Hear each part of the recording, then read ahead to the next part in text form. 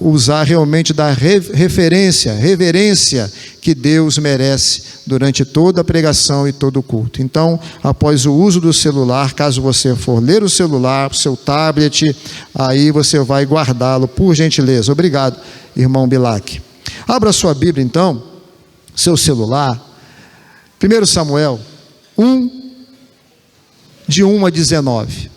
Se você vai acompanhar aqui na projeção, também poderá fazê-lo. 1 Samuel 1, de 1 a 19. Nós vamos ler o texto. 1 Samuel 1, de 1 a 19. Faremos a leitura de forma alternada. Eu lerei os ímpares e a igreja os versos pares. Vamos nos colocar em pé, em reverência ao Deus da palavra, a palavra santa do Senhor. Eu leio os ímpares e os irmãos os pares. Houve um homem em Ramataim Zofim, da região montanhosa de Efraim, cujo nome era Elcana, filho de Jeroão, filho de Eliú, filho de Tou, filho de Zuf, efraimita. Os irmãos.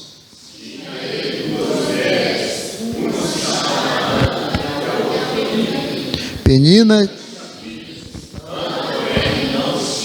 Este homem subia da cidade de ano em ano a adorar e a sacrificar ao Senhor dos Exércitos em Siló. Estavam ali os 2 filhos de Eli, Ofni e Finéias, como sacerdotes do Senhor.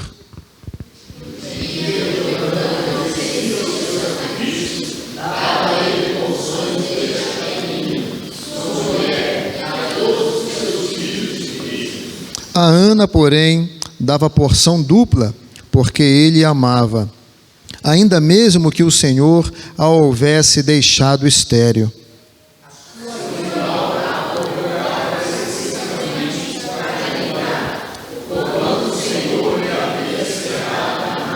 E assim o fazia ele de ano em ano, e todas as vezes que Ana subia à casa do Senhor, a outra irritava, pelo que chorava e não comia.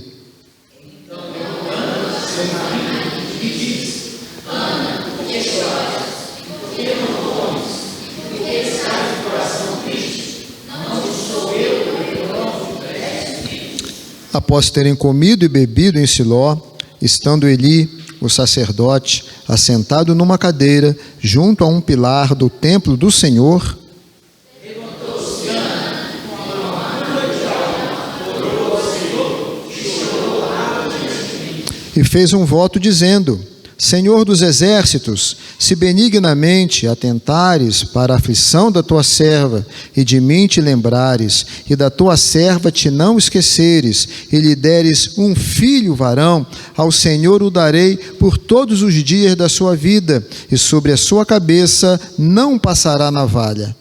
Recordando-se ela do orar perante o Senhor, passou ele a observar o movimento dos lábios. Porquanto Ana só no coração falava, seus lábios se moviam, porém se não ouvia voz nenhuma, por isso Eli a teve por embriagada. Ele disse: até quando estarás tu embriagada? Aparta de ti esse vinho.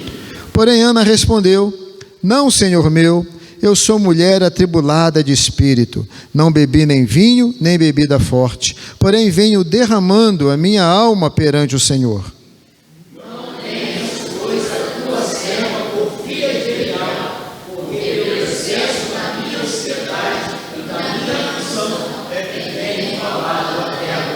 Então lhe respondeu Eli: vai-te em paz, e o Deus de Israel te conceda a petição que lhe fizeste. Disse ela: acha a tua serva vencer diante de ti. Assim houvesse, pois, o caminho teu, e seus semblantes já não eram. Levantaram-se de madrugada e adoraram perante o Senhor, e voltaram e chegaram à sua casa a Ramá. Elcana coabitou com Ana, sua mulher, lembrando-se dela o Senhor. Amém. Podeis sentar, meus queridos irmãos. A passagem de 1 Samuel 1 de 1 a 19, como lemos, tem como foco a história de Ana, uma mulher que estava profundamente angustiada devido à sua infertilidade. Mas essa mulher encontrou esperança e consolo através da fé, através da oração fervorosa diante de Deus. Não é algo que cabe somente a Ana. Momentos da vida em que nós estamos angustiados, em que nós estamos desesperançados, em que nós estamos aflitos, em que passamos por momentos difíceis na caminhada da nossa vida, não é algo comum a Ana, mas penso que é algo comum a todos nós, passarmos por momentos difíceis de enfrentamento, difíceis de fastio, onde esperamos coisas que não acontecem, onde buscamos coisas que não conseguimos achar.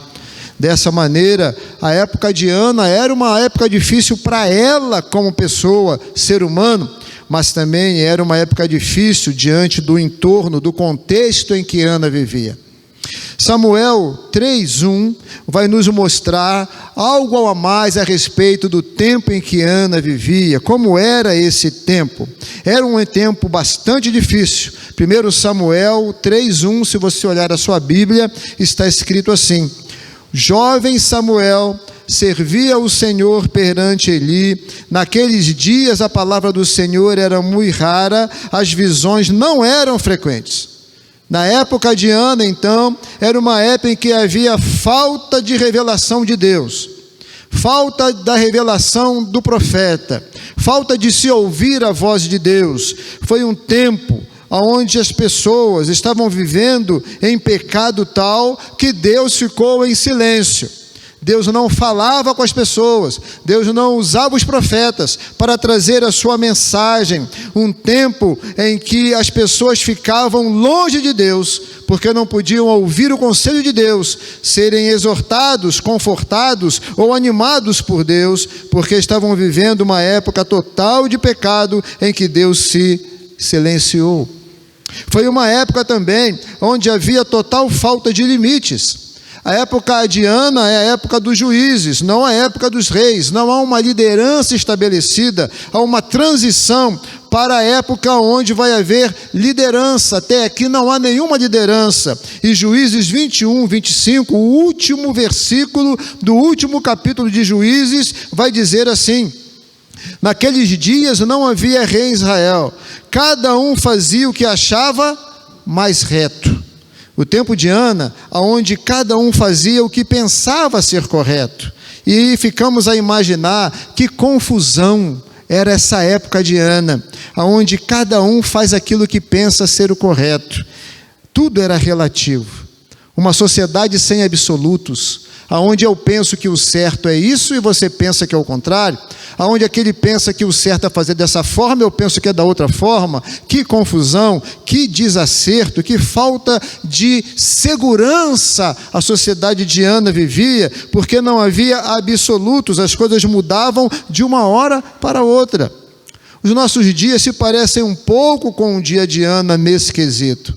Hoje nós vemos tanto na área política, como na área das autoridades da mídia, como na relação de filhos e pais, pais e filhos, na relação na igreja, nós vemos pessoas relativizando todas as coisas.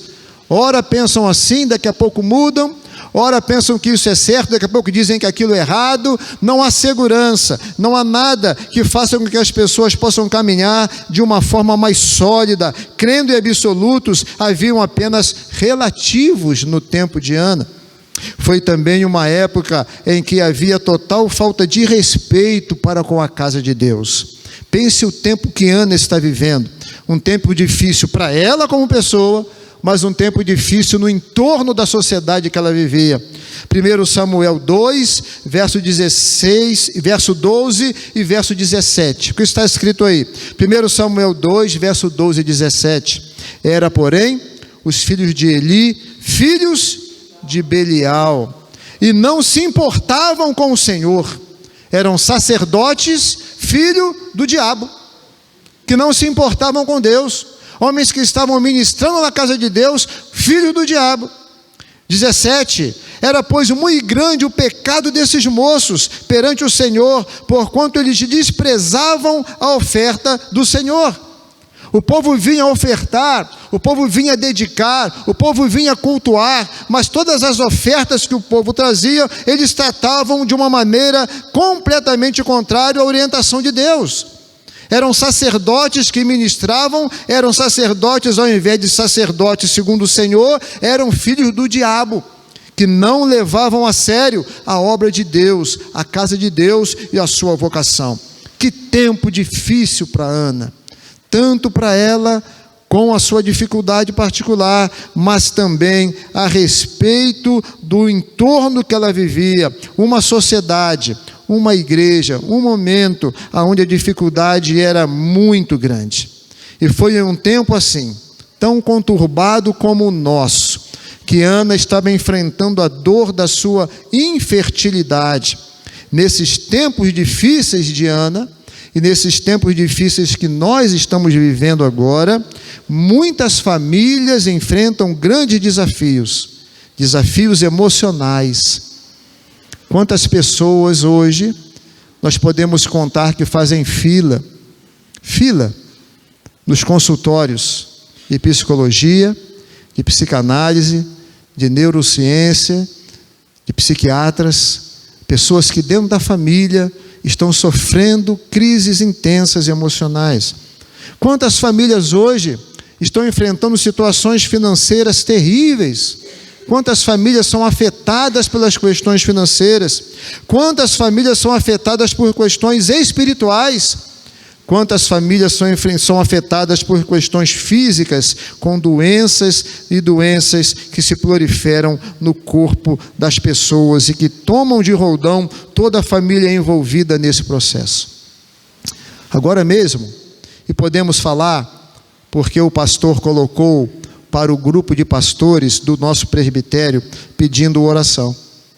E nós temos procurado orar como ele pediu e trazer para a igreja essa oração. Nós temos o nosso pastor Renato Corumbá, pastor amigo nosso, querido, profundamente querido de todos nós, que pede oração pela sua filha, que foi internada com problemas emocionais.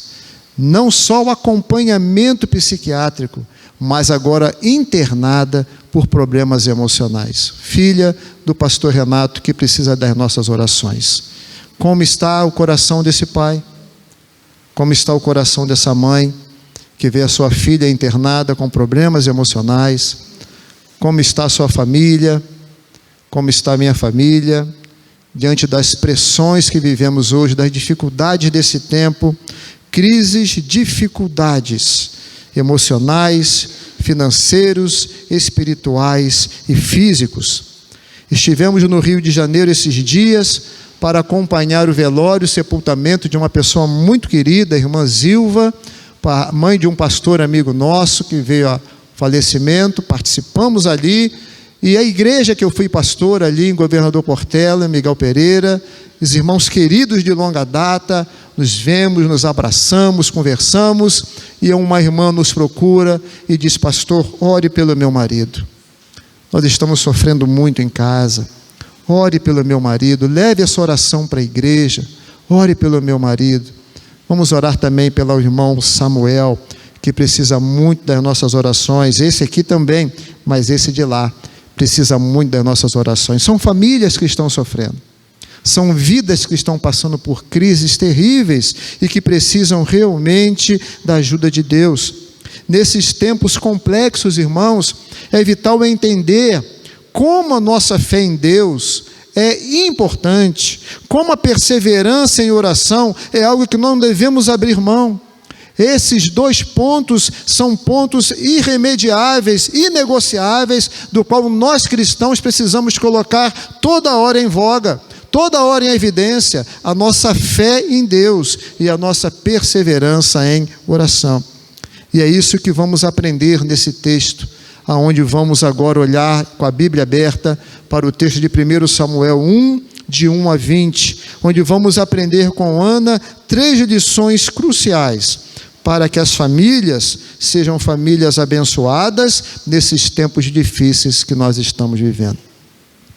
Em primeiro lugar, meus irmãos, nós vamos aprender que em tempos difíceis, a casa de Deus é o lugar onde as famílias devem estar. Vamos repetir?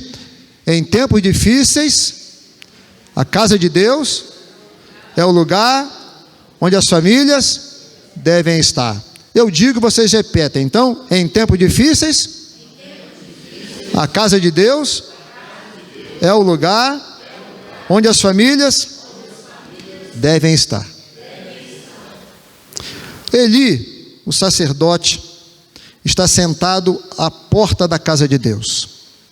Eli está ali para cumprir a sua responsabilidade, sua vocação, o seu ministério como sacerdote. E de repente ele olha para a porta do templo. Está chegando uma família, está chegando um pequeno grupo. Pessoas estão adentrando ao templo para cultuar a Deus. É um grupo de pessoas distinto, porque não são apenas amigos, porque não são apenas irmãos na fé, mas o que dá distinção a esse grupo é que chega ao grupo para prestar a sua adoração, que é uma família. Ele olha para Eucana, ele olha para Penina, ele olha para Ana, olha para os filhos de Penina, e ele vê adentrar a casa de Deus uma família, que em tempos difíceis não abre mão de ir à casa de Deus, para buscar o Senhor, em tempos difíceis. Que lição maravilhosa! A primeira lição do texto que fala ao meu coração, é que em tempos difíceis, a casa de Deus deve ser uma prioridade para as famílias estarem se conduzindo. É assim que fazemos, ou pelo menos é assim que oramos. Quantas esposas aqui gostariam que os seus esposos estivessem aqui? Quantos filhos gostariam que os pais estivessem? Quantos maridos gostariam que as esposas? Quantos pais gostariam que os filhos estivessem aqui? Em tempos difíceis, a casa de Deus é o lugar onde a família precisa estar. 1 Samuel 1-3. Houve um homem em Ramataim Sofim, da região montanhosa de Efraim, cujo nome era Eucana, filho de Joroão, filho de Eliú, filho de Torru, filho de Zuf, eframinita. Tinha ele 2 mulheres, uma se chamava Ana e a outra Penina. Penina tinha filhos, Ana porém não os tinha. Este homem subia da cidade de ano em ano a adorar e a sacrificar o Senhor dos exércitos em Siló. Estavam ali os 2 filhos de Eli, Ófine e Finéia, como sacerdotes do Senhor. Uma família que tem o bom costume de ir à casa de Deus para adorar, para buscar e para colocar em tempos difíceis as suas dificuldades no altar do Senhor.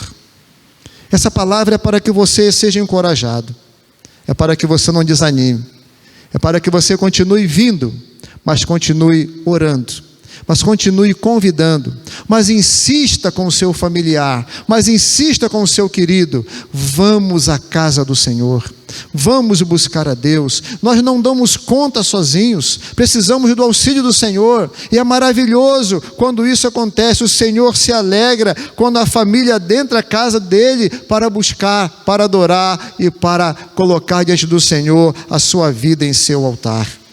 E qual é o propósito então de Ana a vir à casa de Deus com a sua família? O texto que eu acabei de ler está escrito.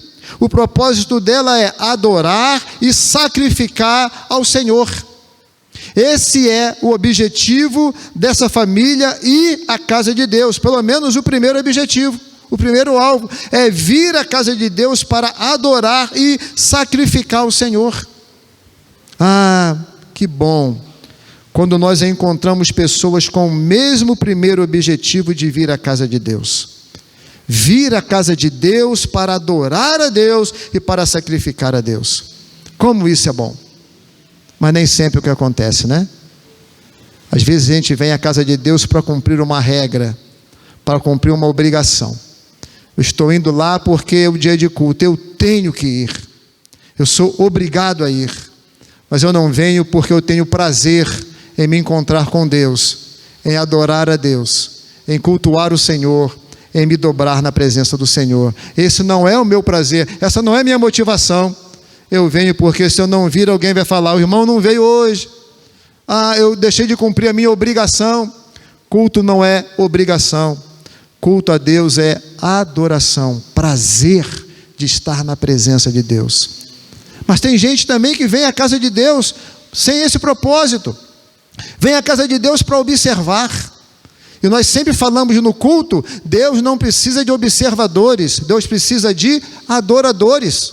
Eu venho aqui no culto para olhar, para observar, para criticar, para ver a roupa que o irmão está usando, para ver se o louvor está sendo de acordo, para ver se o pregador prega bem, para ver se isso está certo, para ver se aquilo está errado. Eu venho para observar e criticar as coisas.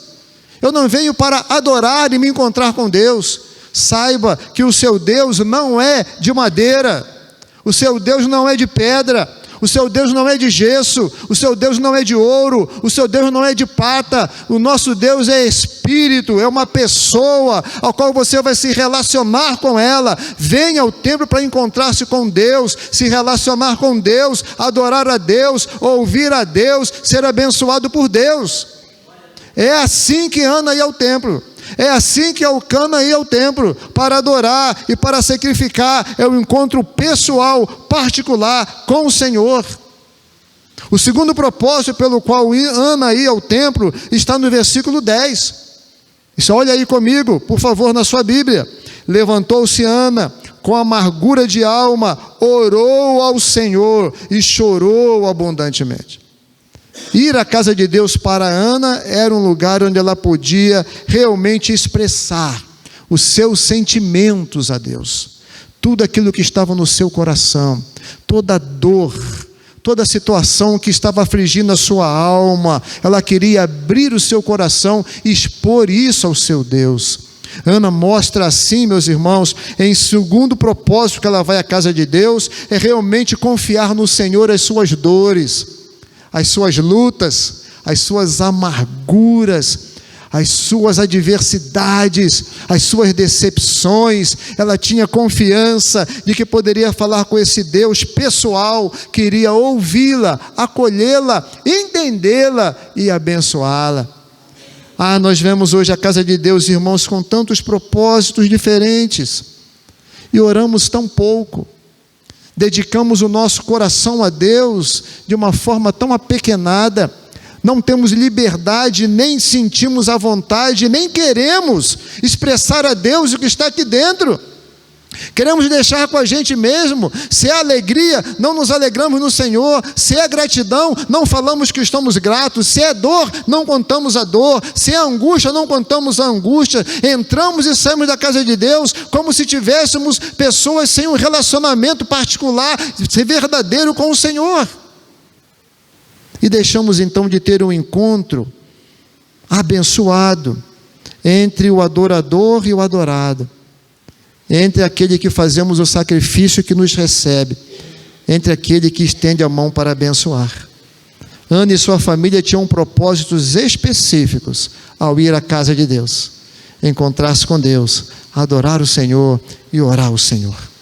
Em tempos difíceis, nós, irmãos, precisamos continuar insistindo para que nossas famílias estejam na casa de Deus, com o propósito de adorar e orar com sinceridade e liberdade ao Senhor. Lembro de muitos anos atrás, de um acampamento de jovens que estava realizando no Rio de Janeiro, e de repente, durante o momento de adoração, de louvores que estávamos ali cantando, um jovem passou por mim, ajoelhou-se diante do altar e começou a chorar copiosamente.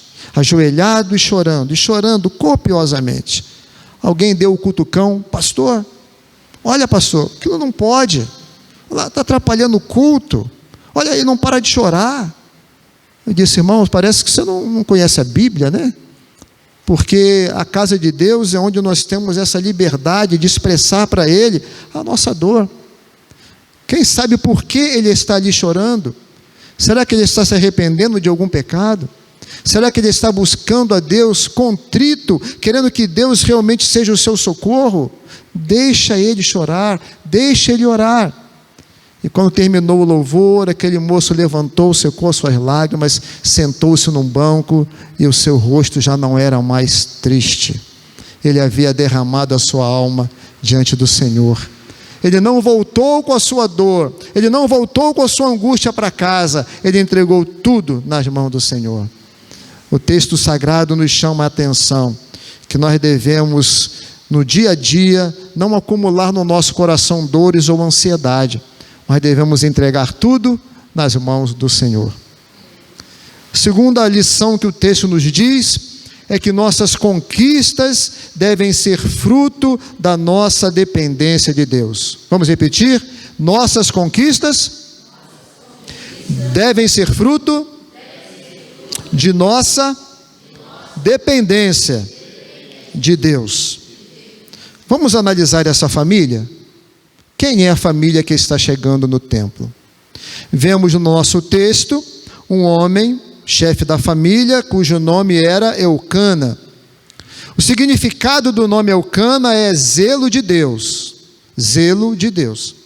E é evidente que Eucana não só era um homem voltado para sua família, mas ele era um homem honesto, um homem piedoso. Porque a Escritura diz que este homem subia da sua cidade anualmente para adorar e sacrificar ao Senhor. Era um homem temente, era um homem que estava sempre diante do Senhor para adorar, para bendizer o nome do Senhor. Além disso, o texto sagrado diz que, embora Ana fosse estéril, ele amava Ana profundamente. E naquela época nós sabemos bem que uma mulher estéril era tida pela sociedade como amaldiçoada. Alguém que Deus botou a mão e amaldiçoou. O julgamento é: esta mulher tem um pecado tão grande que Deus impede que ela seja agora uma mulher de fertilidade. Esse era o julgamento. Eucana tinha que conviver com aquilo e talvez ser envolto por esse pensamento da sociedade e dizer: eu não posso amar essa mulher, eu não posso continuar com essa mulher, porque ela é amaldiçoada, Deus não quer que eu tenha algum filho com ela, não vou continuar com uma mulher desse estirpe. Poderia ser esse o pensamento de Eucana, mas não. A Bíblia diz que Eucana disse para Ana que era melhor do que 10 filhos. A dedicação de Eucana para Ana era maior do que a dedicação dele por Penina. Eucana tinha um profundo amor por essa mulher, mas mesmo assim, meus irmãos, esse amor que faz valer mais do que 10 filhos não tornava Ana feliz. Ela não encontrou felicidade no amor de um marido tão apaixonado.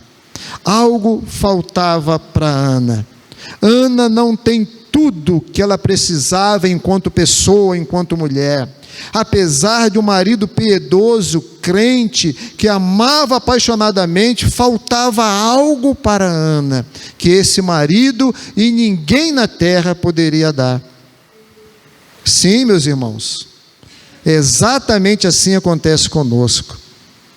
Quando nós depositamos tudo aquilo que precisamos em uma pessoa ou na nossa família, ficamos sempre com falta, com necessidade, porque ninguém nesse mundo vai completar aquilo que precisa no seu coração, a não ser Deus. Temos familiares que nos amam? Sim. Temos familiares piedosos? Sim. Temos familiares que se esforçam por nós? Sim. Mas nunca eles poderão ocupar um lugar no seu coração que só Deus pode ocupar. Ana se propõe então a tomar a maior decisão de sua vida. Ela agora decide, propõe ao seu coração não depender mais de Eucana para satisfazer os seus anseios, as suas necessidades, mas ela agora decide depender totalmente de Deus. Ana nos ensina que nossas conquistas devem ser fruto de nossa dependência com Deus. E quando nós colocamos a expectativa da vida em alguém, em uma instituição ou na família, nós estamos fadados à angústia, estamos fadados à tristeza, estamos fadados à falta de completude, porque só quem pode satisfazer-nos totalmente é Deus, e somente Deus. Lembro de um testemunho que eu disse para vocês, de um rapaz que no encontro de casais filósofo, foi convidado para nos dar uma palestra. E esse moço disse, um testemunho particular, que ele estava noivo, é claro, para casar. E no desenvolvimento, do processo do noivado até o casamento, um dia a noiva falou para ele frases que mexeram com o seu coração profundamente. E a noiva disse para esse moço: você é meu mundo, você é a minha vida, sem você eu não vivo. Palavras assim. E quando ela acabou de falar, o moço disse: o nosso noivado acabou agora. E a moça assustou: mas eu disse que você é meu mundo, eu disse que sem você eu não posso viver, eu disse que você é meu tudo. E o moço disse: o nosso noivado acabou. Mas por quê? Eu não sou, não posso e nunca serei o que você quer que eu seja. Você está procurando na pessoa errada. Quem sabe não é em Deus que você vai achar essas coisas. Eu vou te decepcionar, eu não vou atender às suas expectativas. Então, o nosso noivado acabou agora. As pessoas ficaram aflitas por conta dessa resposta, mas foi, sem dúvida, uma das respostas mais coerentes que ele podia dar naquele momento. Coloquemos as nossas expectativas, a completude da nossa vida, não nas pessoas que estão ao nosso entorno, porque elas são limitadas. Nos amam, querem o nosso bem, farão o melhor por nós, mas a nossa expectativa deve estar em Deus. Sempre, em primeiro lugar, em Deus. Então, nesse segundo ponto, em tempos difíceis, aprendemos que a casa de Deus é o lugar onde as famílias devem estar e que as conquistas que necessitamos, a completude do nosso ser, precisa ser algo fruto da nossa dependência do Senhor. Posso ouvir um amém? Em terceiro lugar, nossas conquistas devem ser consagradas ao Senhor como reconhecimento da sua graça e do seu senhorio. Vamos ver os versos de número 20 a 28. Sua Bíblia está aberta aí? Versos 20 ao verso 28. Ela concebeu, e passado o devido tempo teve um filho, a que chamou Samuel, pois dizia: do Senhor o pedi. Subiu Elcana, seu marido, com toda a sua casa, a oferecer ao Senhor o sacrifício anual e a cumprir seu voto. Ana, porém, não subiu e disse a seu marido: quando for o menino desmamado, levá-lo-ei para ser apresentado perante o Senhor e para lá ficar para sempre. Respondeu-lhe Elcana, seu marido: faze o que melhor te agrade. Fica até que o desmames, tão somente confirme o Senhor a sua palavra. Assim ficou a mulher e criou o filho ao peito até que desmamou. Havendo desmamado, levou-o consigo com um novilho de 3 anos, um efa de farinha, um odre de vinho, apresentou à casa do Senhor a Siló. Era o menino ainda muito criança. Imolaram o novilho e trouxeram o menino a Eli. Imolaram o novilho e trouxeram o menino a Eli. E disse ela: ah, meu Senhor, tão certo como vives, eu sou aquela mulher que aqui esteve contigo, orando ao Senhor. Por este menino orava eu, e o Senhor me concedeu a petição que eu lhe fizera. Pelo que também o trago como devolvido ao Senhor, por todos os dias que viver, pois do Senhor o pedi, e eles adoraram ali ao Senhor. Nós vemos aqui, de uma forma pré-figurada para nós presbiterianos, uma pequena indicação do batismo, do batismo infantil, onde nós convidamos os pais a terem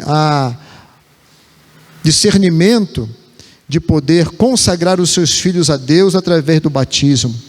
consagrando as crianças para o cuidado do Senhor.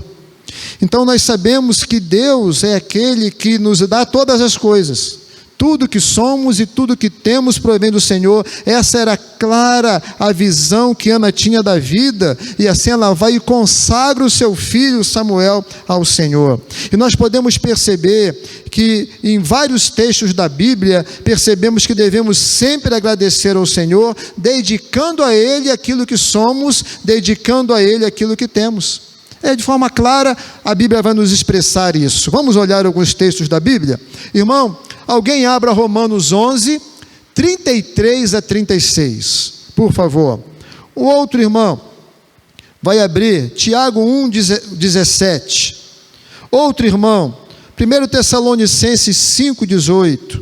Outro, Efésios 2, 8 a 9. Somente, temos mais, mas somente esses versículos. Romanos 11, 33 a 36, Tiago 1, 17, 1 Tessalonicenses 5, 18, Efésios 2, 8 a 9. Quem achou, fique de pé e leia em voz forte, por favor. Romanos 11, 33 a 36.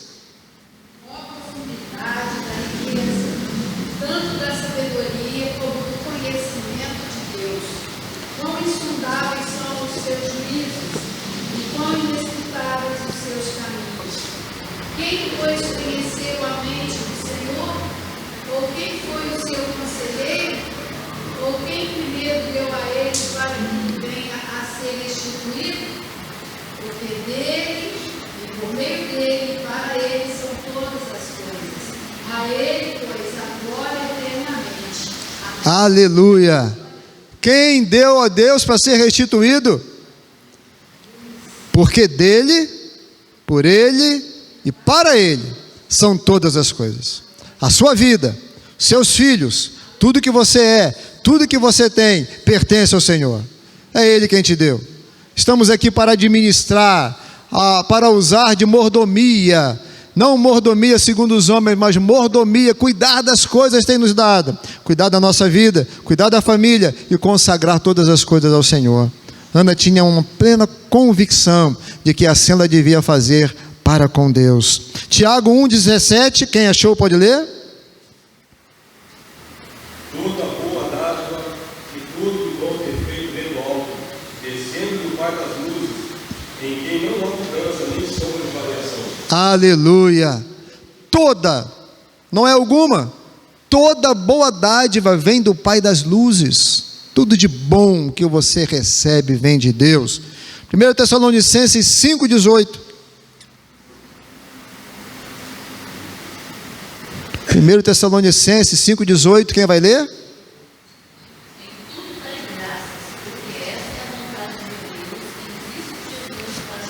Amém, amém. Muito obrigado, Vanilza. E aqui nós sabemos que ela tem um netinho lindo, maravilhoso, que é a obra de Deus presente do Senhor. Efésios 2, 8 e 9.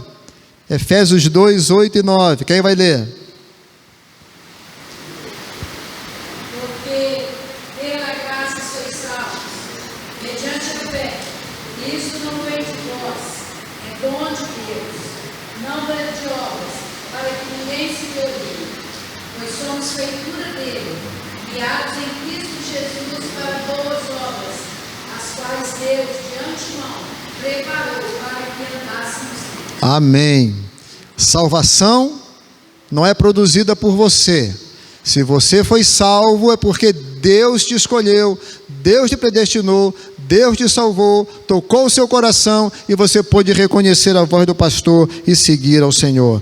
Não fostes vós que escolhestes a mim, diz o Senhor, eu escolhi vocês. Não é produção sua crer em Jesus, caminhar com Jesus, tê-lo como salvo, é uma obra que Deus faz no seu coração. A salvação é Deus que opera na sua vida e Ele preparou boas obras para você caminhar nelas. Como Deus é bom! Como devemos agradecer o Senhor, louvado seja o nome do Senhor. Queremos contar para vocês uma parábola que vocês conhecem bem, para chegarmos aqui ao final da exposição desse texto sagrado. É a parábola do casulo e da borboleta, ao qual vocês conhecem bem. Conta-se que um dia uma pequena abertura apareceu num casulo. Um homem assentou-se e observou a borboleta por várias horas enquanto se esforçava para fazer com que o seu corpo passasse através daquela pequena ranhura. Ficou observando o casulo, a borboleta tentando passar, ela não conseguia. Em dado momento, ele teve a impressão de que a borboleta havia parado de fazer qualquer esforço. Preocupado, muito preocupado, o homem então decidiu ajudar a borboleta. Ele pegou uma tesoura e rasgou o casulo.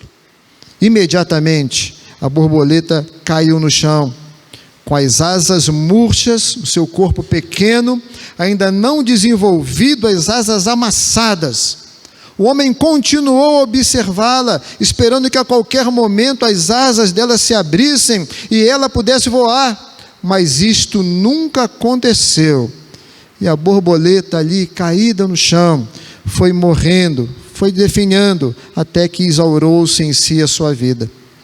O que aquele homem não sabia era que o casulo, embora apertado, embora sendo necessário um esforço maior daquele animalzinho para passar por ali, isto era plano da engenharia de Deus.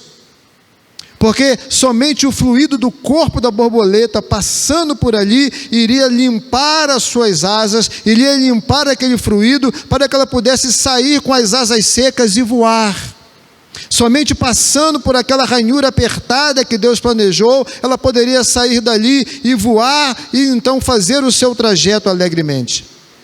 Algumas vezes, o esforço que Deus quer que façamos é exatamente aquilo que Deus espera para que não se interrompa o ciclo do nosso crescimento, o ciclo das nossas experiências com Deus. Acabamos atrapalhando o projeto de Deus para nossas vidas e impedindo que o fluido do Espírito Santo venha e nos capacite a voar no tempo certo, na hora certa, fortalecidos e libertos pela engenharia de Deus na nossa vida. Se estiver difícil passar pela abertura do casulo, tenha paciência. Não permita que estranhos, na intenção de ajudá-lo, terminem cortando o casulo e você caindo para a sua própria morte. Precisamos aprender a agradecer a Deus por todas as dificuldades, porque cada dificuldade tem um propósito nas nossas vidas. Ana revela profunda gratidão a seu Deus, de uma forma tão maravilhosa, que ela entrega o seu filho a Deus e compõe um hino ao Senhor. Compõe um hino ao Senhor. Se estamos passando por lutas, se estamos passando por injúrias, se estamos passando por perseguições, se estamos passando por acusações falsas, se estamos passando por mentiras, vamos nos alegrar no Senhor, vamos nos fortalecer no Senhor. Faz parte do projeto de Deus para o nosso crescimento, para o louvor do nome do Senhor, pois temos a certeza que há um propósito especial de Deus em tudo isso, para o nosso bem e para a glória do nome do Senhor. Vamos ler o cântico de Ana? 1 Samuel 2, de 1 a 10. Sua Bíblia aberta, por favor. 1 Samuel 2, de 1 a 10. Eu leio os ímpares e vocês os pares até o verso 10. Após tudo que aconteceu, Ana orou. Deus ouviu a oração, Deus abençoou Ana, Deus deu um filho a Ana, Ana levou o filho, consagrou ao Senhor. Ana então vai fazer um cântico, vai compor um louvor a Deus. Vamos ler, eu os ímpares e vocês os pares. Então orou Ana e disse, o texto diz, o cântico de Ana: o meu coração se regozija no Senhor, a minha força está exaltada no Senhor, a minha boca se ri dos meus inimigos, porquanto me alegro na tua salvação. Os irmãos?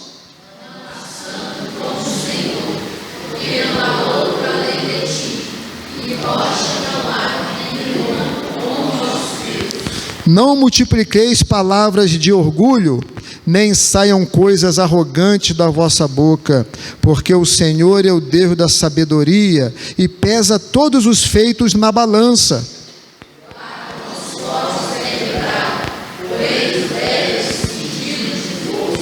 Os que antes eram fartos, hoje se alugam por pão. Mas os que andavam famintos não sofrem mais fome. Até a estéril tem 7 filhos, e a que tinha muitos filhos perde o vigor.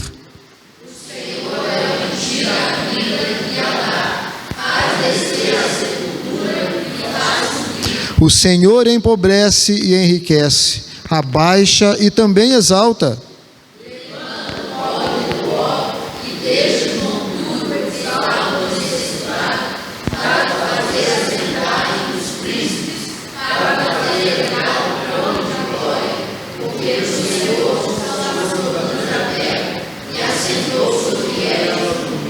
Ele guarda os pés dos seus santos, porém os perversos emudecem nas trevas da morte, porque o homem não prevalece pela força.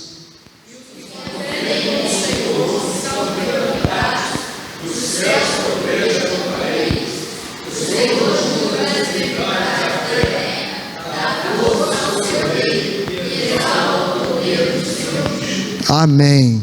Cântico de Ana, depois das bênçãos recebidas pelo Senhor. Irmãos, que Deus nos ajude a sermos como Ana, cujas respostas nas aflições estão no altar do Senhor, em dependência total de Deus. Que a nossa vida seja sempre para a consagração e adoração ao Deus vivo. Que Deus nos abençoe. Vamos ter um momento de oração?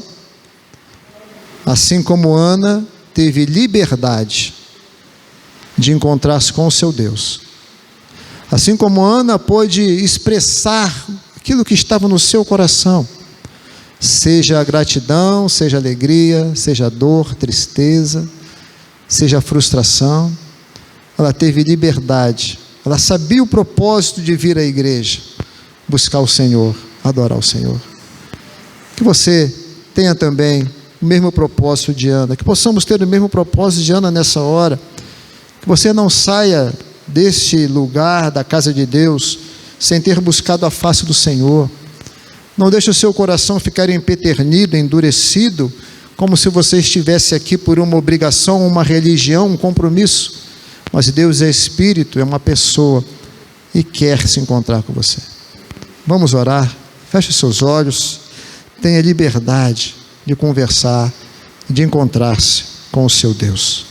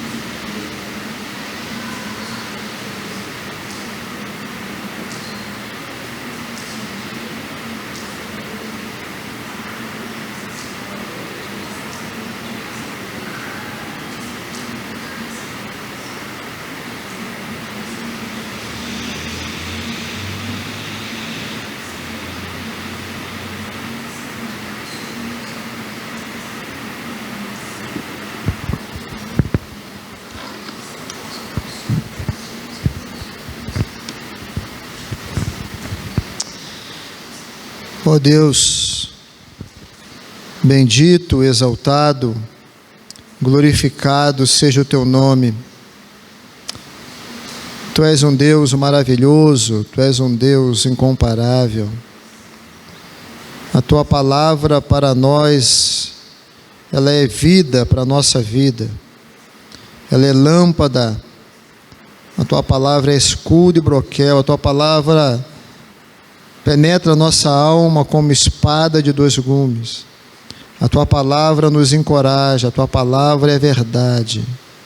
A tua palavra, Senhor, é aquilo que nós precisamos todos os dias para conhecer o Senhor, para amar mais o Senhor e para ver a nossa vida de acordo com aquilo que o Senhor espera de nós.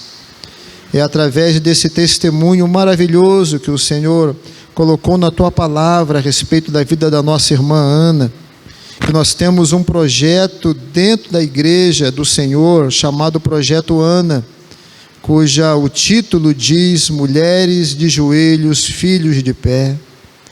São mulheres que oram por seus filhos.